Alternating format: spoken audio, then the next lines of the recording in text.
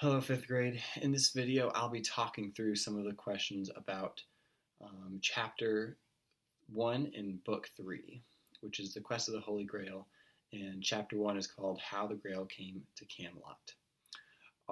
As a reminder, you should have already been through these questions, there's not too many of them, and written down the answer in your reading journal. Eventually, when we finish book 3, you're going to send in all of your answers to all of these questions to me, either on an online Google form that I'll be sending out once we finish the book, or you can scan a picture of the questions that you've written in your reading journal. Either of those is fine. All you need to do for now is to keep up with the questions as we go through them. So let's look at the questions for chapter 1. What is the date given on the Siege Perilous? We can see it answered on page 271 in your book. The date is 454 years after Jesus was killed.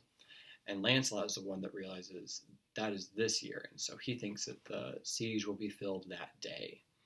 And earlier, Lancelot and some knights actually went and met with Galahad. And so they've already met the person that's going to end up filling that seat.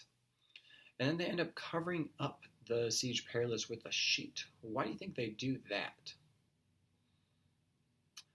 My thought is so that the person that comes in and sits in on it doesn't know the meaning of it. So the person who actually deserves to sit in it will know, without even having to read it, that that's their chair. My guess is that's why they cover it up.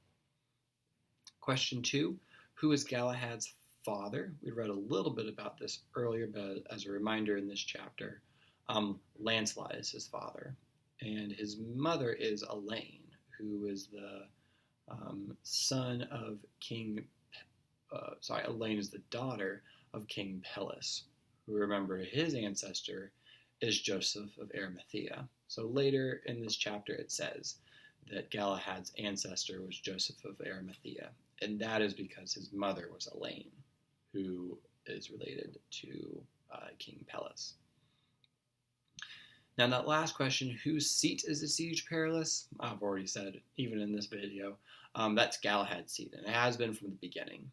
And remember, that is something that Merlin predicted, that the best knight would sit there. Only Galahad was able to draw the sword out of the stone that was floating in the river from Balin and Balin's fight.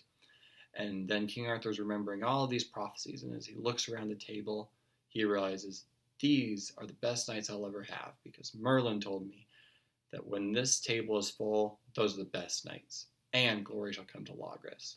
And that's when the Holy Grail comes in. Gawain says that he is going to go on an adventure to find it, and everyone else thinks, I want to go on that same adventure too. And so Arthur realizes this is one of the highest points that Logres will ever have, but we're going to end up being followed by the lowest.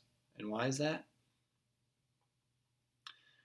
Remember, he says that a lot of the knights are going to die on that adventure. So yes, they get the Holy Grail, chief glory, but they end up being weaker because they lost a lot of knights in getting it. So thanks for answering those questions on your own. We can talk more about them tomorrow or anything else from that chapter. And then also tomorrow, you're going to be reading chapters 2 and 3, which it is 2 chapters, but it's quite short. We're going to start following individual knights or pair of knights as they start off on this quest for the Holy Grail. Thank you, 5th grade.